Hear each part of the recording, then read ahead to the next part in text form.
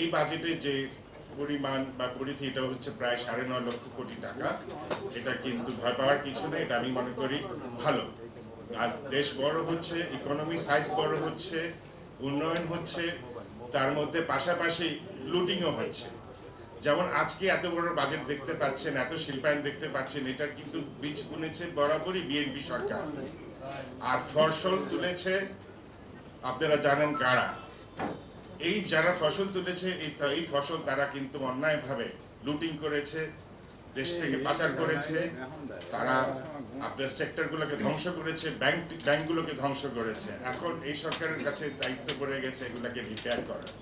একদিকে repair process, টাকা devaluation, বাড়তি টাকা দিয়ে সমন্বয় করতে হচ্ছে বিদেশি লোন, আর একদিকে আমাদের অর্থায়ন হচ্ছে না যতটুকু দরকার।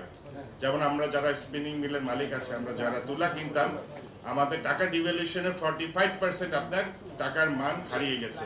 তাহলে সেই টাকার সমন্বয় ব্যাংকে করতে হবে, কিন্তু ব্যাংক সেটা করছে না, বা সরকারের হয়তো সেখানে মনোযোগ দিতে পারছে না বা করেনি। বিশেষ করে ইন্টেরিয়র গভর্নমেন্ট, তাদের উচিত ছিল এটা সমন্বয় করা এবং সময় উপযোগী সিদ্ধান্ত, যেটা আমরা আশা করে থাকি সরকার নেয়, বহির্বিশ্বে নেয়, সেটা আমাদের সরকার করতে পারেনি।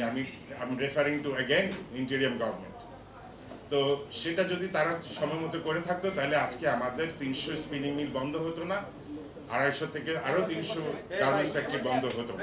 খুব অল্প টাকার বিনিময়ে আমাদেরকে উজ্জীবিত রাখা যেত। এবং বর্তমানে যে কম্পিটিটিভনেস আসছে বা আমরা এখন প্রতিযোগিতামূলক ফাইট করছি, আমাদের সবই ঠিক আছে, ব্যবসার দমও আছে, কিন্তু আমরা সহযোগিতা পাইনি। আমরা সময় মতো এলসি করতে পারিনি, কাঁচা মাসে এলসি করতে পারিনি। এখন প্রতিনিয়ত আমরা কি দেখছি, চাঁদাবাজি। তারপরে এই নোয়াখালীতে গতকালকে একটা পরিবার থেকে 2 জনকে হত্যা করা হয়েছে, আরো 3 জন হাসপাতালে আছে। টোটালি চাঁদাবাজি। তো আপনাদের কর্মসংস্থান যদি না হয়, এগুলাকে ঠেকানো সম্ভব হবে না। তো কর্মসংস্থানকে প্রায়োরিটি দিতে হবে।